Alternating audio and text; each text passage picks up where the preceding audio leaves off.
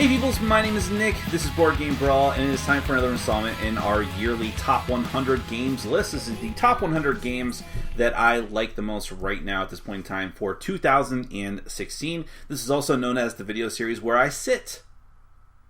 Let's get to it.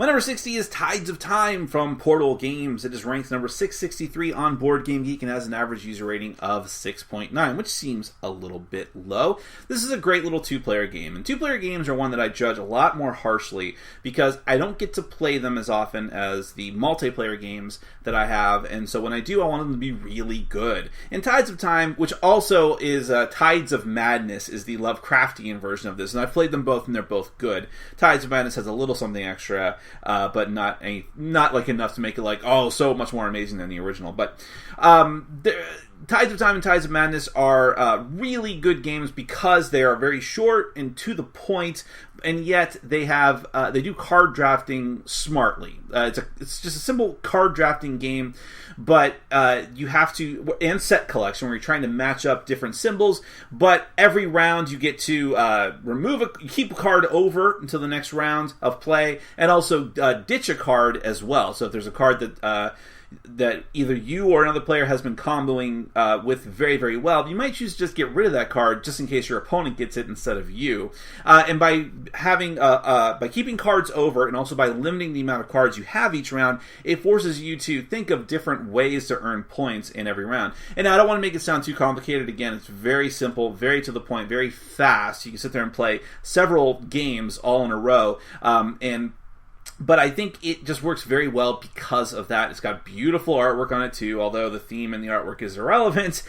Just the fact that it looks so good certainly helps matters along. So Tides of Time is easily my number 60. Over on Board Game Geek, however, the Peanut Gallery has other ideas. Venzer says, simple and fast, giving this a shit rating because the cards are retarded size. There's no reason to not make them standard size. We don't use that word anymore.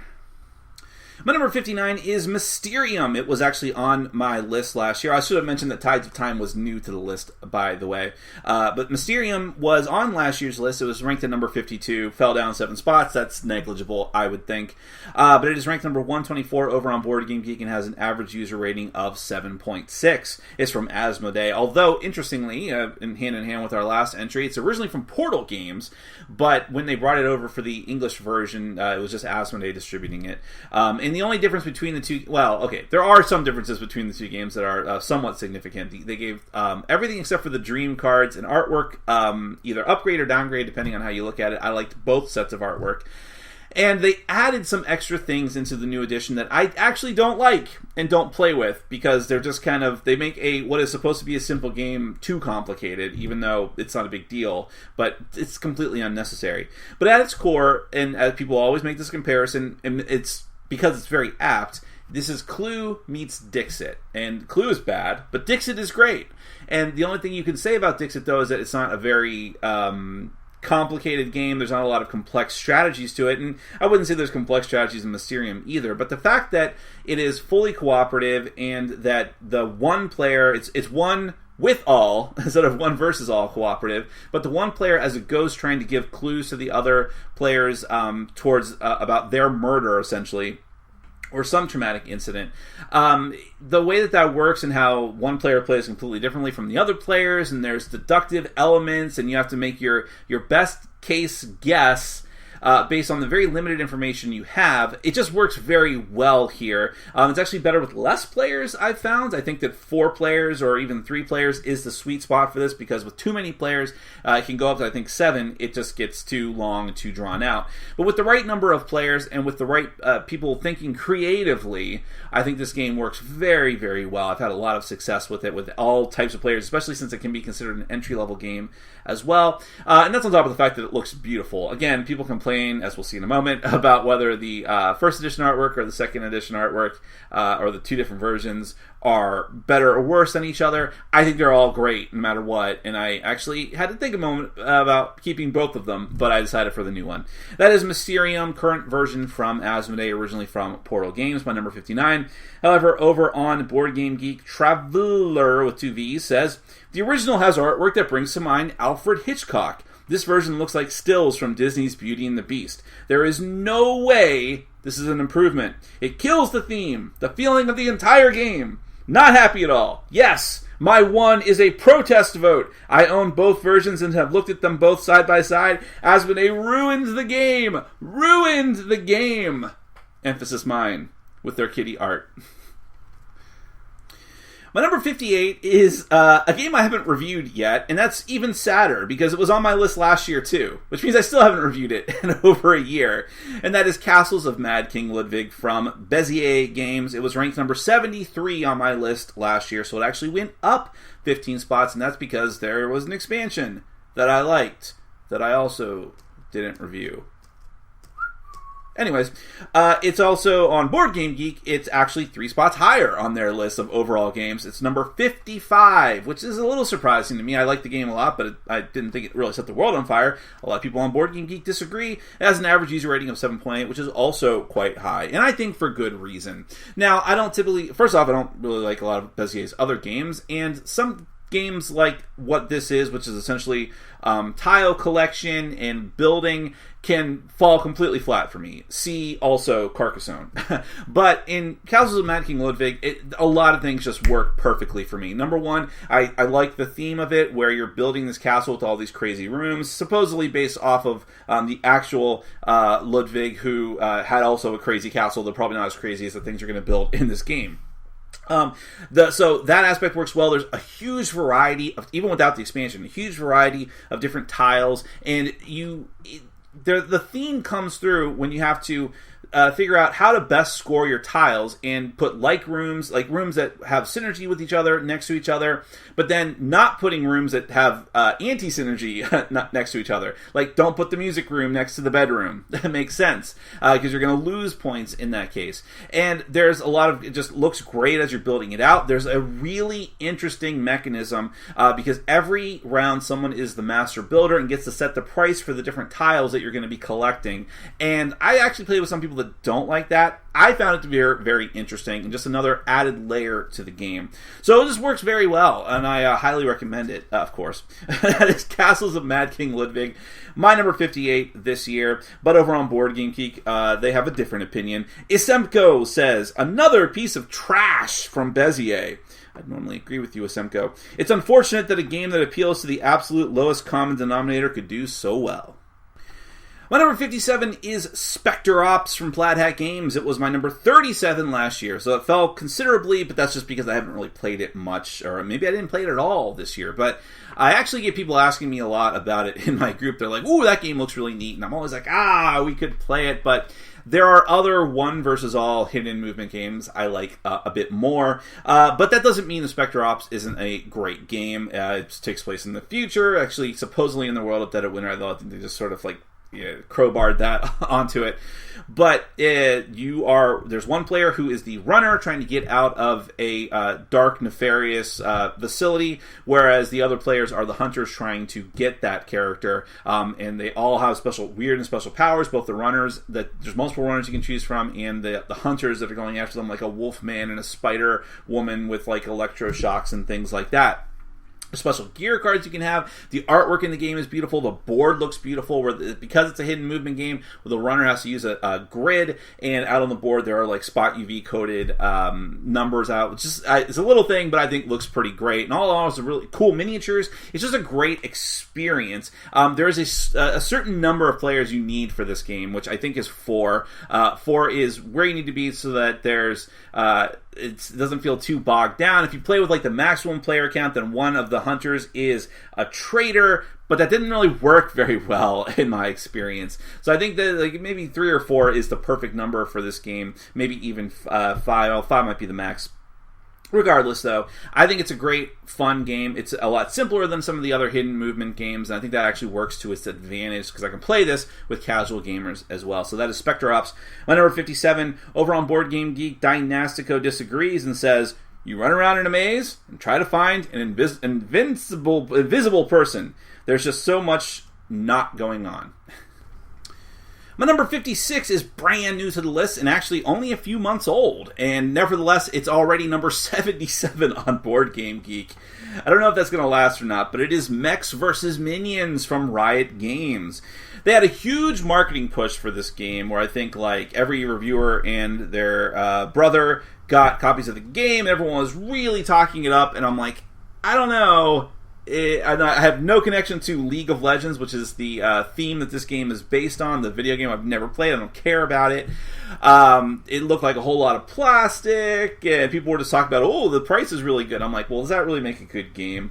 But I said, I'm going to try it. I'm going to see what's up. It also had programmed movement, which is a very finicky mechanism for me. Some games I've played have been okay with it, and pre-programmed actions of any kind of sort. Other games are like, oh, it's terrible, like Robo Rally.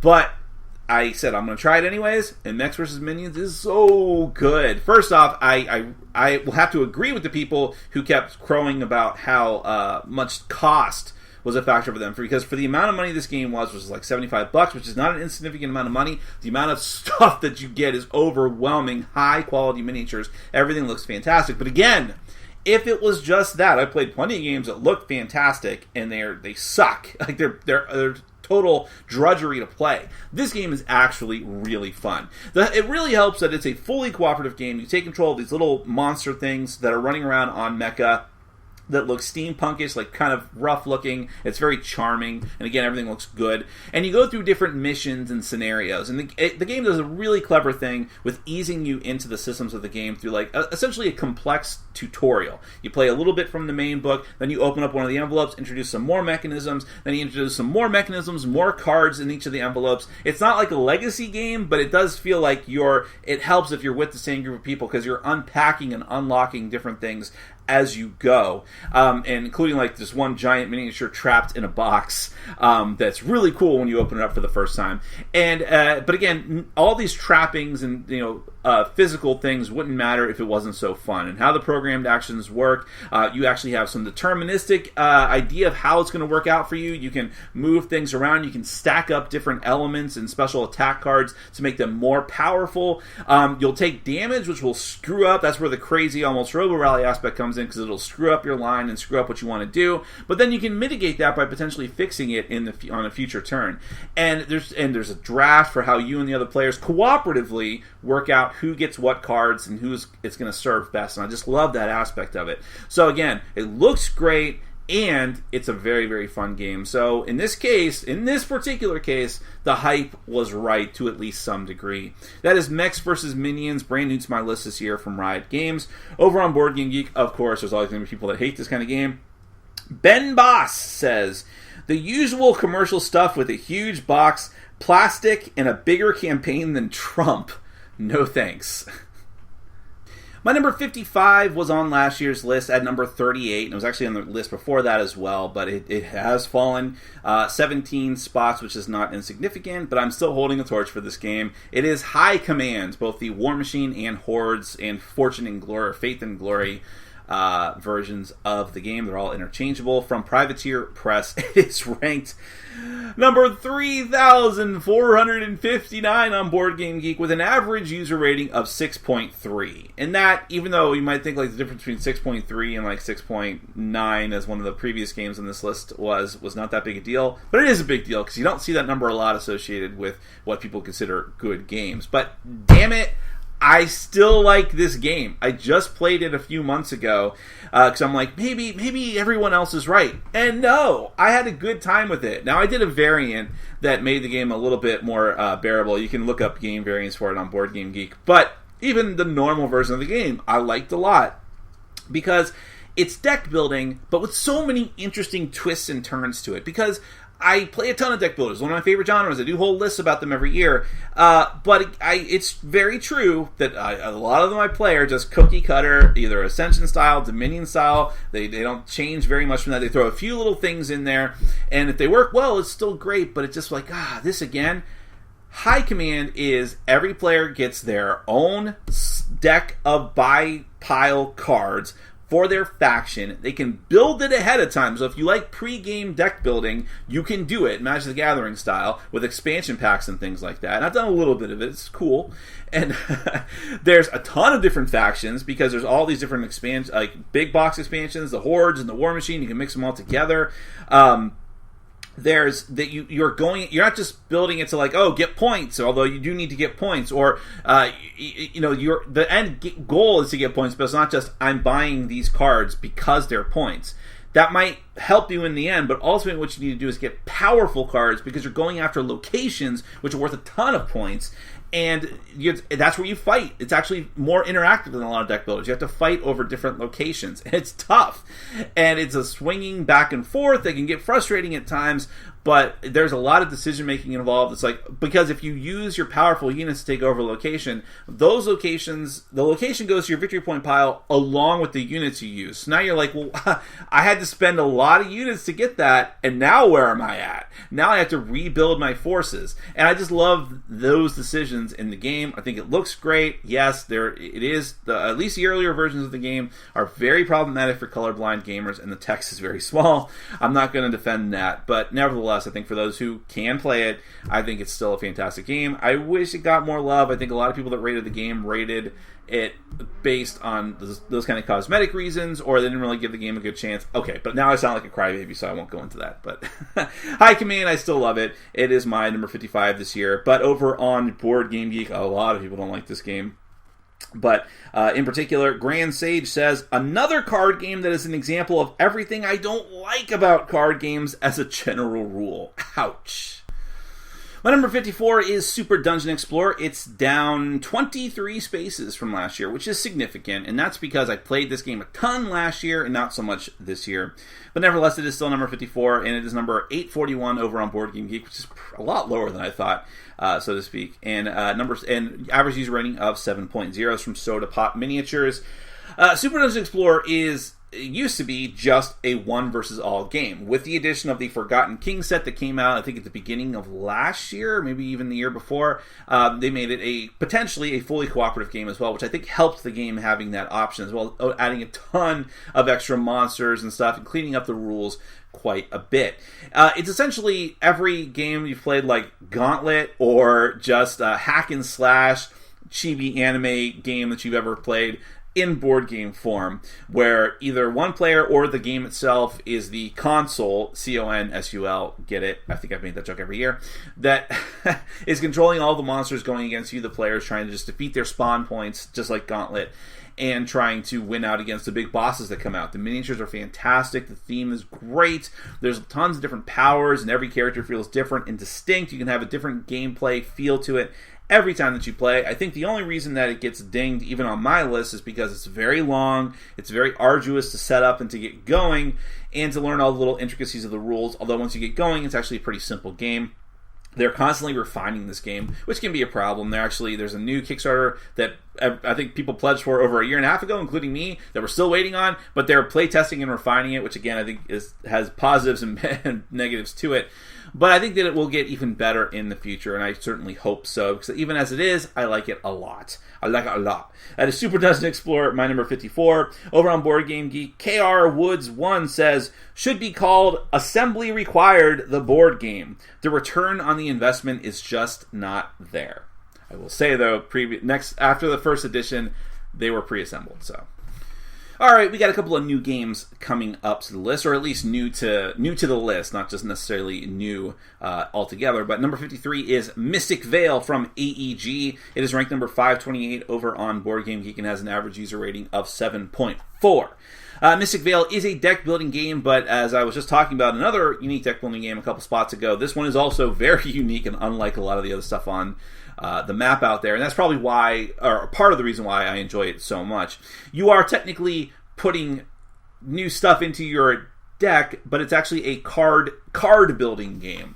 You start off with these blank cards, or cards that have like the Cursed Ground thing built into them. They're large 7 Wonder sized cards, and the game actually comes with sleeves. You have to sleeve them ahead of time, but then during the course of the game, you will be using the game's currency, which is mana, very original, to buy these transparent card parts that you slide into the sleeve that have either an image on the top, middle, or bottom, and that will give you another special power that's added to that card. In the beginning of the game, you're going to be building the cards from scratch, so it actually makes your blank cards do something, but then eventually you'll be stacking multiple abilities on the same card, and figuring out how best to do that with the different combos in the game is key. But it's not just that. It's not just like, oh, I buy these things and I draw them eventually. There's a push your luck element to the game, because you don't just draw a standard hand of cards. You have to start drawing cards from your deck and flipping them up, hoping not to bust. Because in the game, as I mentioned, you start off with, you have Cursed Ground, and the Cursed Ground will cause you to, essentially, if you draw too many of them, you lose your entire turn's worth of stuff. So you have to decide, like, okay, I have to draw this many. Do I keep going, knowing I might risk busting, like blackjack, but I can have an awesome turn if I get just a couple more mana. And it might be, or you just draw that one card that you've been building the whole game, and it's super powerful, and you want it, but you don't know if you're going to draw your Cursed Grounds or not. So I just love that element to it. It really mixes the push your luck with the deck building and blends it together into something new and fresh. There's lots of decisions, like, do I stack all of my really powerful stuff on one card, but if I don't draw that one card, my turns are not, it's kind of going to suck, or do I spread everything I can out over as many of my blank cards as I can, knowing that I'm never going to have an amazing turn like some other player might randomly have. Love that decision making. And the artwork, when you can see it, is great. That is Mystic Vale from AEG, new to the list this year, my number 53. But over on Board Game Geek, Sandor Clegane, ooh, we have a celebrity, says, it took me half a game to realize this is one of the worst deck builders I've ever seen after Trains. Too plain. Also new to the list this year at number 52 is Joking Hazard from Breaking Games, which I think is like the publishing arm of Explosum Entertainment, who are the creators of Cyanide and Happiness, which I think was, I'm a little confused on how the progression of things, but it was originally just a webcomic, but then it turned into a YouTube channel, or multiple YouTube channels with little cartoon shorts of the same little stick figure people. And it's proceeded from there. I'm probably got some of those facts wrong, but it's very entertaining in any kind of form. And this is the card game version of those characters mixed with Cards Against Humanity. Oh, but I'm getting ahead of myself. It is ranked number 2,620, which is unsurprising because it's a brand new game that only went out to Kickstarter backers, I think, at this point. And it is ranked 6.8, which is higher than I even would have thought for this type of game, because a Board Game Geek as a whole hates any kind of body card game in the vein of Cards Against Humanity, especially Cards Against Humanity, as we saw earlier on the list. But I really love Joking Hazard, and obviously it's way higher than Cards Against Humanity on my list. And why might that be? Well, even though the core game is the same, there's a judge each round. The judge will play a card or two, and then the other players have to submit a card, and then that judge will figure out which one is the funniest. In Joking Hazard, you're building a comic strip, like Cyanide and Happiness. One of the cards for the strip gets provided from the deck randomly, but then the judge will pick one to proceed with the sequence on either side of that one card as a 3-panel strip, and then the other players have to submit the final panel. And it seems like, why is that a big deal? It adds such a layer of creativity and even, critical thinking that other games like this, like Cards Against Humanity, don't have. Because it's not just, I play the vagina card, I'm just going to win this round. It's, I have to figure out what goes best with those other cards. If it doesn't make sense, it's not going to work. And there would have been a real potential in this game for that to fail miserably, and for most of what's submitted to not make sense. But they created the cards in such a way that every potential panel has a use somewhere, and you're never stuck with total crap. Everything has, again, just like with Cards Against Humanity, you can submit something that's just blatantly gross and funny outright, or using the biggest hammer you have on the nail, or you can do something a little more subtle and clever, and depending on the judge, it will work. And it's that kind of cleverness seems to be much more present in this game than in others. It's still an R-rated game. There's still a lot of sex jokes and gay jokes and all that different type of stuff, but I would even hazard to say if you're really concerned about the offensiveness of Cards Against Humanity and it's singling out certain types of people, that's not even as present in this game as in other games to some degree. So I really enjoy it. There's a lot of fun stuff in it, and it's very, very replayable. That is Joking Hazard from Breaking Games. On Board Game Geek, not very many comments, but of course the ones that were pure gold. How many more lowest common denominator games do we need? I guess Beavis and Butthead live on. Here's a thought. Gather your friends, have an actual conversation, and maybe inject something funny that you thought of all by yourself. I mean, I'm not going to willingly talk to these people, so...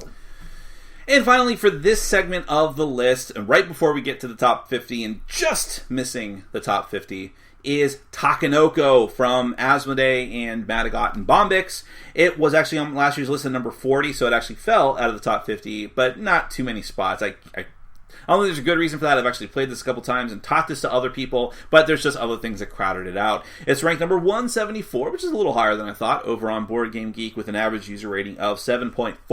Takenoko is, whenever people ask me, like, what's a good game to teach to people who are new to modern board gaming as a whole, or you need something more family-friendly for people to wrap their heads around and that this looks good, Takenoko is at the top of my list of games to recommend. It's just wonderful. It's very simple, very straightforward. I still think that even though it's not the most complicated and strategic game ever, there's still strategy and decision making involved. So no one who plays the game, whether they are new to this type of gaming or they're OGs who are used to like much heavier stuff, no one's going to be bored, because you do still have to have critical thinking skills of like, okay, what should I go for now? As far as it's a tiles laying game, but also you have a gardener and a panda out in a bamboo garden represented by tiles with actual little bamboo pieces that you put on all those tiles, and then the cards that you draw during the game are objectives that you have to meet somehow on the board, like have a certain number of bamboo, have a certain arrangement of tiles,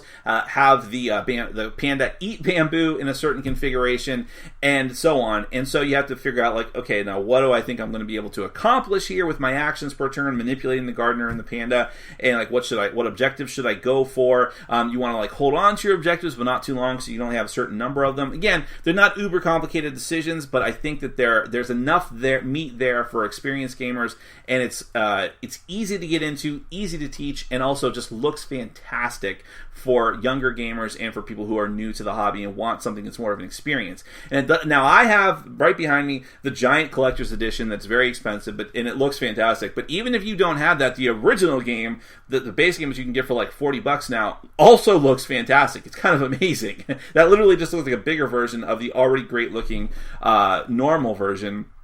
And it's just a great theme, and it's a great looking game, and it all kind of comes together very well. So that is Takenoko, my number 51. Over on Board Game Geek, Tad420 says, rating thanks to Asswipe SMJJ.